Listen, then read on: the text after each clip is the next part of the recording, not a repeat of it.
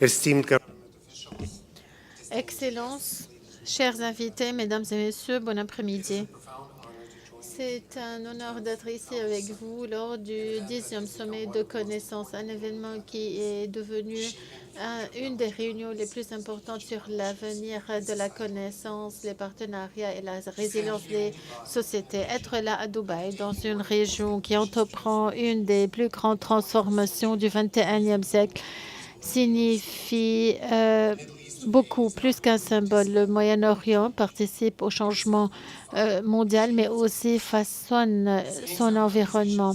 Cette conversation vient au moment opportun. Je voudrais remercier les leaders du sommet de la connaissance, des gouvernements, des fonds et les institutions culturelles, parce que ceci montre l'avenir. to vision, to investment, to execution, to shared understanding that progress is choice. Year after year, you demonstrate that the world goes and rewards vision, not passivity, and strategic imagination, and the courage to act decisively. In an era marked of unprecedented volatility, the question before us becomes simple and urgent. How do nations, corporations, and societies thrive in a world where unpredictability has become the norm rather than the exception? To answer that question, we must look squarely at the world as it truly is. We're living in the age of convergence. This does not simply mean that many crises or innovations occur simultaneously. It means that once clear boundaries between disciplines, sectors, and geopolitical arenas are dissolving. Technology now shapes geopolitics, geopolitics shapes markets, markets influence national strategy, cybersecurity shapes diplomacy. And artificial intelligence is rewriting the logic of competitiveness across every domain, from labor markets to national power. Consider what happens when a semiconductor facility in Asia slows down for even a week. Manufacturing in Germany falters, inflationary pressures in the United States build, energy disruptions in the region shift, and diplomatic recalibrations ripple across the world.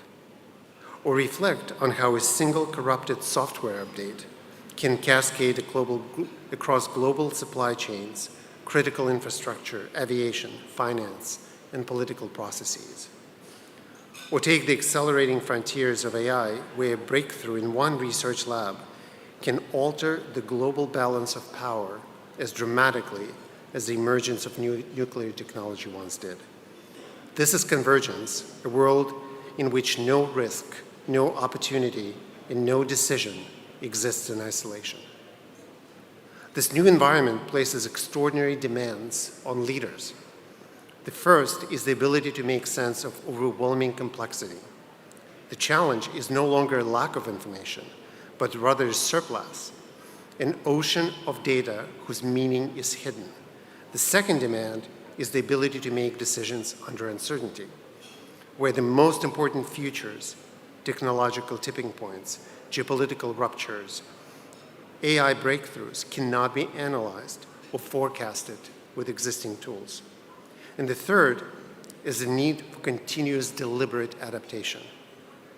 This is no longer the world where strategic plans remain static for years. It is a world that rewards those who observe, adjust, and realign faster than their peers and competitors. This is the world's new operating system, and it explains why so many of the tools leaders inherited, tools built on linear thinking, fixed categories, and siloed expertise, can no longer guide us. These tools failed for a simple reason. They were not built for an environment of disruption, uncertainty, and accelerating change, outpacing the human capacity to adapt. A historical model cannot guide a leader through deep uncertainty surrounding the future of quantum computing, gene editing, or artificial general intelligence. A monthly risk committee cannot manage a Donc, il est impossible de gérer une attaque numérique qui pourrait se développer dans quelques minutes. Seuls, nous ne pouvons pas comprendre les changements des systèmes. Nous opérons avec des instruments conceptuels conçus pour un monde qui n'existe plus. Et donc, nous arrivons au défi de leadership le plus grand de notre temps. Chaque leader que je rencontre, de PDG au directeur des fonds souverains, des ministres, des commandants militaires, exprime les mêmes sentiments. Nous avons plus de données qu'avant, mais moins de clarité sur ce qui est important. C'est le paradoxe et nous avons plein de rapports, d'analyses, mais les leaders ont besoin de sens d'interprétation au lieu que d'accumulation, un contexte et des idées transdisciplinaires. Tout cela pour qu'ils comprennent bien le monde comme un système intégré. Nous n'avons pas un problème de manque d'information. Notre défi est d'avoir un sens de cette information alors que nous avons besoin urgemment de tout cela. Donc, qu'est-ce qui est requis pour le leadership?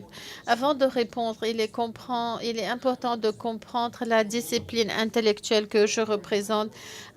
Beaucoup d'entre vous voient mon travail pour la première fois, donc il faudrait que je sois claire sur ma perspective. Ma perspective n'est pas d'un expert de politique, de technologie, mais je viens de décennies de travail dans le domaine des finances, des conceptions du design, autour de l'idée que les risques ne sont pas des éléments desquels nous nous défendons, mais une façon de façonner notre comportement. Donc, ça m'aide dans mon travail avec les organisations, institutions et fonds. La discipline que je représente souligne que les risques sont stratégiques et non pas administratifs et ne peuvent pas être en silo. Ayant cela à l'esprit, nous revenons vers les paradoxes de connaissance. Nous écoutons parler des leçons pratiques et dans le monde d'aujourd'hui, ceci est nécessaire, mais à lui seul n'est pas suffisant. Aucun administrateur n'a l'expérience nécessaire de gérer le paysage géopolitique, la course aux armes. Aucun ministre n'a pu adresser ces convergences entre la science et les technologies. Aucun directeur des fonds a connu le monde où le capital est utilisé comme instrument de géopolitique. L'expérience, par définition, reflète le passé, mais beaucoup des forces présentes et à venir n'ont pas de précédent.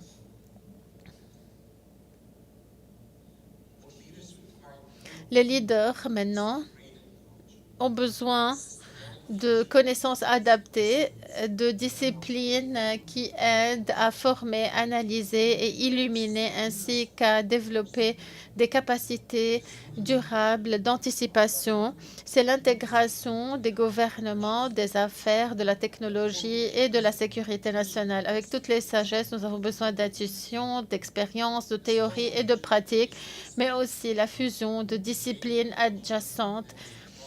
Les connaissances adaptées s'inspirent de différents domaines et illuminent ce qui est plus important pour nous concentrer sur des effets nouveaux qui peuvent être existentiels. C'est la différence entre les leaders qui reflètent et réfléchissent et répondent à l'incertitude et ceux qui façonnent le monde créé par le manque de certitude. C'est ce qui élève le jugement et la durabilité en face des perturbations ou face aux perturbations.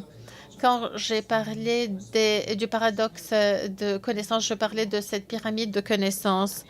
À sa fondation, nous avons l'infrastructure. À la base, donc, l'infrastructure qui permet de rassembler et de gérer des fontaines de données qui sont disponibles. De ça, nous avons un niveau très élargi, tout un océan d'informations. La course des armes, des langages IA en est un exemple. Mais aussi, en dessus, nous avons les connaissances, l'expérience, l'intuition et la sagesse. C'est dont nous avons besoin pour rassembler et fusionner tout cela pour prendre des décisions face aux incertitudes. Considérez la force de fusion que je viens de décrire. Vous pouvez mélanger la description de la guerre de Clausius de brouillard et friction avec les complexités d'aujourd'hui.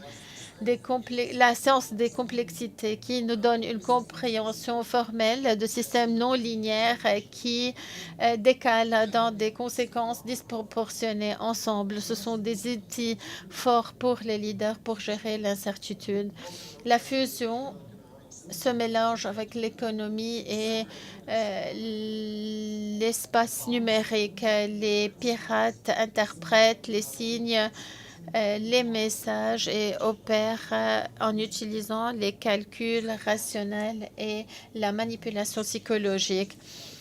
Ils utilisent la compréhension de comportement de l'économie, la réalité pour comprendre le comportement des pirates. Aussi, le capital ou a des parcours à cause des problèmes géopolitiques et d'autres. Quand il y a la fusion entre les finances et la géopolitique, nous voyons que le comportement des capitaux sous pression, c'est important pour les investisseurs mondiaux. Et alors que l'IA devient au centre de la concurrence, la fusion devient plus importante. L'adoption de l'IA est technique, mais aussi c'est un défi à la psychologie humaine. Comment l'IA change la confiance, l'autorité, la collaboration. Quels préjudices cognitifs sont renforcés ou réduits quand la psychologie et la gouvernance AI sont mélangées. Nous pouvons avoir des systèmes forts. La fusion n'est pas juste une collaboration interdisciplinaire, mais c'est la création de nouvelles connaissances. C'est la façon pour les leaders de voir ce que les autres sont incapables de voir, et ce sont les compréhensions renforcées vont séparer les nations qui prospèrent des autres nations qui échouent. Cette interconnexion montre l'intelligence des risques est importante pour pouvoir comprendre le monde. Il s'agit maintenant de capacités nationales, non pas d'entreprises seulement. Il ne s'agit pas seulement des catégories séparées et segmentées, séparées dans des fichiers Excel, mais c'est un écosystème vivant où tout est connecté. Rien ne se passe de façon isolée. Un choc dans un domaine a des conséquences dans les autres domaines immédiatement. Un incident numérique affecte les chaînes d'approvisionnement. Une faute diplomatique affecte les marchés. Et la cadence de ces éléments s'accélère. L'IA, les systèmes, etc.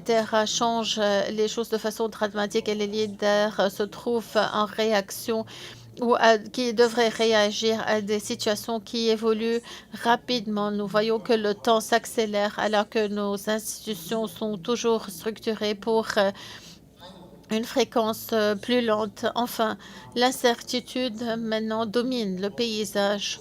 Les forces les plus importantes qui affectent notre avenir ne peuvent pas être prévues par les modèles, mais appartiennent à la catégorie qui a été décrite par Frankenstein. Il y a un siècle à une incertitude qui ne peut pas être quantifiée, anticipée ou prédite, un avenir qui ne peut pas être capturé sur des figures d'analyse.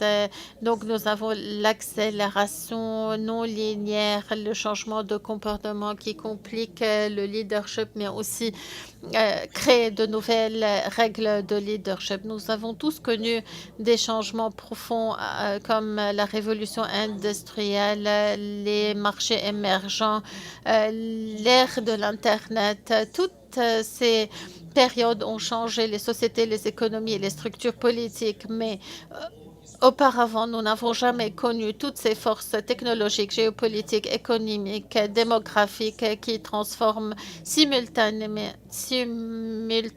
notre monde et se changent mutuellement. Les demandes sont très différentes et donc nous avons besoin d'un autre genre de leadership. C'est pour cela que les leaders ont besoin d'outils pour pouvoir révéler les structures, pour éliminer l'architecture derrière la turbulence. Ils ont besoin de radars de risque pour être des miroirs stratégiques qui révèlent le paysage que le leader devrait gérer au lieu que ceci soit simplifié par leur organisation. Il est essentiel et c'est le rôle primordial de leader de comprendre l'environnement dans lequel il travaille, la constellation de forces mondiales qui fait face aux gouvernements, entreprises, investissements et sociétés. Est-ce que nous comprenons tout le paysage, quelles forces sont structurelles plutôt que temporaires? Quels sont les liens interdépendants qui nous sont toujours invisibles? Qu'est-ce qui est occulté? Pour revenir au manque de paradoxe de connaissances, il y a la pertinence parce que derrière chaque pilier de notre environnement où nous opérons, nous avons tout l'univers de facteurs, de considérations, d'indicateurs. Quels sont les plus importants pour notre pays ou notre entreprise? Quels sont les facteurs qui seront importants à l'avenir et comment les identifier? Puis, il y a besoin de passer à l'action et c'est l'agilité dans un monde fluide. Comment identifier les signaux faibles au début? Comment identifier les facteurs qui sont sur différents niveaux dans différents domaines? L'agilité est souvent mal comprise comme la rapidité, mais on ne peut pas agir rapidement sans planification. L'agilité est d'avoir le sens des choses, d'identifier, d'adapter et d'avancer vers le but quand l'avenir est ambigu. Mais même quand la fusion et les connaissances adaptées sont présentées aux leaders, la question qui se pose, comment les leaders prennent des décisions dans un environnement ambigu? La prise de décision dans les temps d'incertitude doit être une discipline basée sur l'instinct. Les leaders ont besoin d'identifier ce qui est important, de comprendre les parties prenantes, les adversaires, d'opérer sur plusieurs dimensions temporelles, de comprendre les limitations de leur propre compréhension. Les leaders doivent aussi avoir une réflexion systémique et dynamique, anticiper les réactions, les contre-réactions et développer les solutions et les réponses des adversaires, mais aussi des régulateurs, des marchés, des investisseurs dans un monde de systèmes interconnectés. La raison des adverses devient une force. C'est l'essence de l'agilité intelligente et c'est la fondation sur laquelle le leadership moderne devrait être développé. Nous ne sommes pas la première génération qui fait face à un monde qui change rapidement, mais nous sommes les premiers à avoir la convergence de toutes ces transformations en même temps. Toutes ces transformations passées était difficile pour les leaders et beaucoup d'institutions n'ont pas survécu. Des nations se sont avancées rapidement, d'autres ont eu des retards, mais il y a une différence entre ces ères et la nôtre. Ces transformations étaient successives maintenant, elles sont simultanées. La turbulence industrielle, la géopolitique nucléaire, les marchés, l'accélération numérique ne sont plus de chapitres séparés, mais ce sont des réalités concomitantes. C'est pour cela que les leaders doivent avoir une compréhension plus approfondie, intégrée des risques plus que les générations précédentes.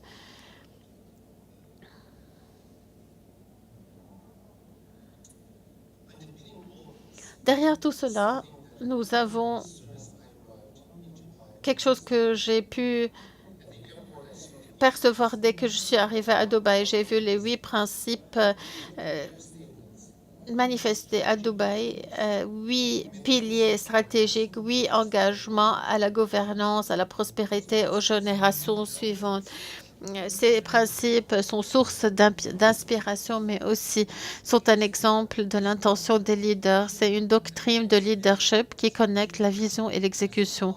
C'est la philosophie qui rend possible aux organisations élargies d'agir de façon unie vers le but, même avec des circonstances changeantes et des informations incomplètes. Ça aligne des centaines de décisions quotidiennes avec la vision. Et ça permet des actions centralisées pour nous assurer que tout le monde comprend pourquoi derrière la stratégie et non pas juste quoi. Ça réduit les frictions, accélère l'action, renforce la confiance et aide les institutions à garder la cohérence sous stress dans des environnements changeant rapidement. Aucun leader ne peut personnellement surveiller toutes les décisions. L'objectif est d'avoir une clarté d'intention pour que les gens dans le système puissent prendre des décisions courageuses tout en restant alignés avec la stratégie, l'éthique, les valeurs et les buts. Cette doctrine a été testée depuis des siècles, depuis Napoléon jusqu'aux armées d'aujourd'hui. L'intention des leaders prend la connaissance accumulée, la sagesse et l'expérience pour les adapter, les personnaliser et les aligner avec la vision et les valeurs de l'équipe ou l'entreprise ou le pays. Et là, l'IA, avec les connaissances fusionnées et collectées, adaptées, peuvent renforcer les connaissances et les apporter au gouvernement, aux PME et aux investisseurs. Je vous montre ce point en utilisant une photo de notre agent IA conçu pour aider les leaders à prendre des décisions dans des conditions d'incertitude au haut de la pyramide des données, puis les informations, puis les connaissances adaptées et collectées. Imaginez un système IA qui n'est pas formé à gérer les données sporadiques, mais à avoir les meilleures pratiques, les connaissances fusionnées, adaptées d'un gouvernement. Ce système pourrait donner plus de clarté, des messages clairs et traduire tout cela, identifier les actions sur le terrain pour diverger vers le but pour soutenir les décisions ponctuelles. Il ne s'agit pas de la science-fiction, mais de l'évolution suivante de l'organisation des gouvernements et des leaderships des gouvernements et des entreprises. Nous entrons dans une ère où les leaders de plus en plus dépendent de l'IA, non pas pour remplacer les décisions humaines, mais pour amplifier l'intelligence stratégique dans cette région. Plus que n'importe quelle région, vous investissez dans cet avenir par le biais de stratégies nationales de l'IA, des réglementations, des infrastructures, mais il y a un point critique sur lequel il faudrait nous concentrer. L'IA est fort seulement si nous avons des connaissances derrière ce système. L'IA qui est formée sur les rumeurs va produire des rumeurs. L'IA formée sur les connaissances fusionnées, collectées, va donner des signaux. L'IA formée sur le leadership clair va créer des intentions de leadership qui vont amplifier la prise de décision. Il faudrait voir l'IA stratégique comme une dimension de plus, comme un système nerveux de leadership qui pourrait renforcer la prise de conscience, faire la carte des situations, travailler sur les scénarios, etc. Ceci pourrait renforcer les stratégies, les fossés pourraient interpréter les attentes et pourrait être un système pour détecter un mauvais alignement et pourrait être un moteur de comportement, décision et résultats qui pourraient aider les leaders à raffiner leur approche avec le temps. Il ne s'agit pas d'automation de leadership, mais un renforcement et une amélioration du leadership. Si on se demande pourquoi le Moyen-Orient est décrit comme émergent, c'est une reconnaissance de ce changement structurel. La région a des avantages qui la positionnent à l'avant-garde du chapitre suivant. Tout d'abord, il y a une clarté stratégique et une ambition.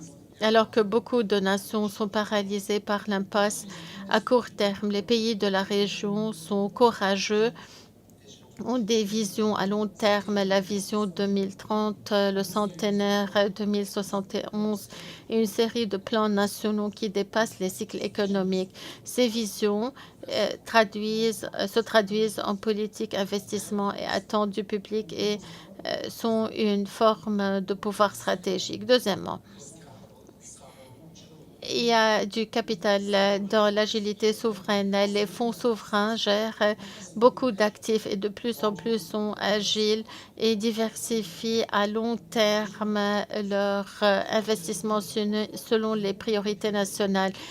Les fonds sont en train de bâtir des portefeuilles, mais aussi des stratégies, et il s'agit d'un actif géopolitique unique. Troisièmement, une centralité géographique et influence politique. Le Moyen-Orient émerge comme un centre mondial au carrefour de l'Est et de l'Ouest, du Nord et du Sud, comme un centre logistique et de dialogue diplomatique. La position diplomatique de la région devient une force de stabilisation, ce qui donne à leurs leaders une voix plus grande pour façonner l'avenir. Troisièmement, et je pourrais en témoigner, il y a une ouverture intéressante vers l'expérimentation. Peu de régions ont cette prédisposition à bâtir des villes de zéro, redéfinir les infrastructures, adopter les technologies, les dernières technologies. Et nous pensons que les cadres de réglementation dans un monde d'incertitude est important. Ça donne un avantage compétitif. Tous ces éléments ensemble dressent un paysage où l'intelligence de risque pourrait prospérer et on pourrait tester de nouveaux systèmes à échelle. La région n'essaye pas de rattraper l'innovation des autres, mais est en train de créer sa propre innovation. C'est l'intention des leaders en action. Alors que nous regardons vers l'avenir, il y a des orientations qui deviennent claires, qui affectent le commerce. Il y aura une adaptation beaucoup plus rapide que l'environnement avant l'arrivée des chocs. Il y aura une cultivation de l'intelligence des risques à tous les niveaux, que ce soit une approche généralisée et non pas spécialisée. Il y aura accès aux connaissances accumulées et fusionnées pour que les PME aussi puissent innover. Ils vont investir dans le potentiel humain, l'éducation, les compétences numériques, le développement des leaderships et l'apprentissage à vie pour reconnaître que les gens sont la seule garantie contre l'incertitude. Ils vont développer des systèmes robustes qui ne sont pas fragiles, des infrastructures, des marchés financiers, des chaînes d'approvisionnement qui pourraient absorber les stress et devenir plus solides. Ils pourraient développer sans juger, intégrer la technologie de façon à renforcer les capacités et la concurrence tout en reconnaissant les limitations éthiques et pratiques de l'automation. Ils vont dépendre de tout cela, non pas comme un langage du marché, mais comme une référence qui guide les décisions, réduisent les frictions internes, façonnent les cultures et accélèrent l'exécution. Ils vont anticiper les turbulences avant qu'elles n'arrivent. Un nouveau genre de leader apparaît qui est façonné par l'incertitude, par la convergence. Après des décennies de travail avec les gouvernements, les systèmes financiers et les entreprises privées, je suis convaincue que les leaders de l'avenir vont avoir des caractéristiques spécifiques. Ils vont être capables de faire une synthèse culturelle, vont pouvoir avoir une mobilité entre les disciplines différentes et travailler non pas dans ces domaines séparés, mais comme des systèmes interconnectés. Ils vont voir des orientations et comprendre que c'est un acte d'intégration. Deuxièmement, ils vont avoir une capacité d'anticiper, de prédire et de concevoir pour un avenir qui n'est pas imaginé complètement. Il ne faut pas essayer de prévoir le monde, mais d'anticiper des mondes différents. Ils vont, troisièmement, démontrer un jugement clair, capable de revoir leurs décisions et de changer de direction quand les preuves le demandent. C'est un monde d'incertitude. Ils auront la capacité de changer de moyens de réflexion qui va être leur puissance. Quatrièmement, ils vont avoir la présence de gérer les cycles, les crises, de garder le calme en cas de crise. Ils vont comprendre que le courage n'est pas l'absence de la peur, mais la capacité d'agir clairement malgré les circonstances. Cinquièmement, ils vont avoir une clarté éthique, ils vont être des leaders intègres, équitables, vont prendre des décisions qui se focalisent sur la prospérité à long terme de la société. Leur légitimité vient de la confiance. Et enfin, ces leaders vont être ceux qui vont bâtir l'alignement pour unifier les institutions, quelle que soit leur diversité, derrière un but partagé. Ils vont savoir que dans cette ère, l'alignement n'est pas une tactique de gestion, mais une décision stratégique. Ces qualités de leadership ne sont pas innées. Ces caractéristiques sont acquises, peuvent être étendues à échelle et vont déterminer quels leaders et quelles nations vont prospérer dans les années à venir. Ce qui nous amène à la vérité. Le Moyen-Orient se trouve devant une des plus grandes opportunités de son histoire. Pour la première fois depuis des générations, cette région n'est pas définie par les autres, elle se définit elle-même par les grandes infrastructures, les investissements, la diplomatie, l'innovation, les talents, l'anticipation et les partenariats mondiaux. Le Moyen-Orient revoit son rôle sur la scène mondiale. De plus, le Moyen-Orient donne un exemple d'un modèle différent au monde qui se base sur la vision à long terme, l'exécution rapide, la confiance et la connectivité mondiale. Un modèle qui reflète l'ambition, le pragmatisme, l'imagination, la modernité et l'héritage. Cette région démontre quelque chose d'important. L'incertitude n'est pas une barrière au progrès. Pour ceux qui comprennent l'incertitude, elle devient un carburant. Nous arrivons donc à la clôture de ce sommet de la connaissance. Nous nous trouvons sur un jalon. Les anciens systèmes sont sous pression. Les règles ne sont plus dépendables et le monde change beaucoup plus rapidement. que nous attendions. Donc, la question qui se pose n'est pas qu'est-ce que l'avenir, mais qui va façonner l'avenir. Les nations et les leaders qui vont survivre pendant des décennies sont ceux qui ont pu absorber l'incertitude, cultiver les connaissances, qui ont bâti des institutions capables de s'adapter et qui reconnaissent que la résilience n'est pas l'absence de choc, mais la capacité de croître plus malgré les chocs. Cette région est peut-être la seule dans le monde qui travaille avec ce niveau d'intention, de clarté et d'objectifs clairs. Vous investissez dans l'infrastructure, mais aussi l'intelligence, dans le talent et le jugement, dans la technologie et la gouvernance, la prospérité, mais aussi la résilience.